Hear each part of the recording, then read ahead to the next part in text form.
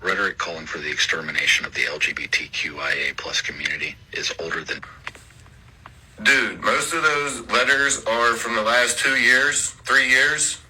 And previously, in the 2000s, there was no letters. It was just lesbian or gay. Right?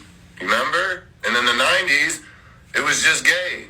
The 80s, I don't even remember, because in the 80s it was like non-existent until RuPaul blew up on TV.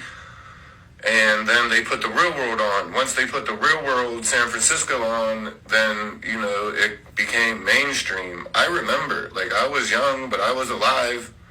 And the media didn't blow this shit up until, you know, till they started with the racist shit. And then it's all over everything. Like, now it's in schools and they're teaching it to your kids. No one's calling for extermination. We're calling for control. In 2004, I was in Fort Sill, Oklahoma, and I watched a drill sergeant take a private up to a tree and tell him to apologize to the tree for wasting his oxygen. It was Drill Sergeant G. Every day I'm on this app, I understand Drill Sergeant G's mentality a little bit more. Because in that video of mine that he stitched, I show members of the church standing up at the pulpit and preaching the extermination of members of the LGBTQIA plus community. That they are worthy of death. These people should be put to death. That clip in its entirety is in the video that he stitched. But this is the issue. People who know nothing about members of the LGBTQIA plus community advocating for policy against our community. The man believes that we didn't exist before the 80s, that we only exist because of RuPaul's Drag Race, completely disregarding all of human history that is not white, cis, and heterosexual. These are the type of people who read letters between two Victorian men in which one of the men states that his loins long for the other and go, oh, they were really good friends.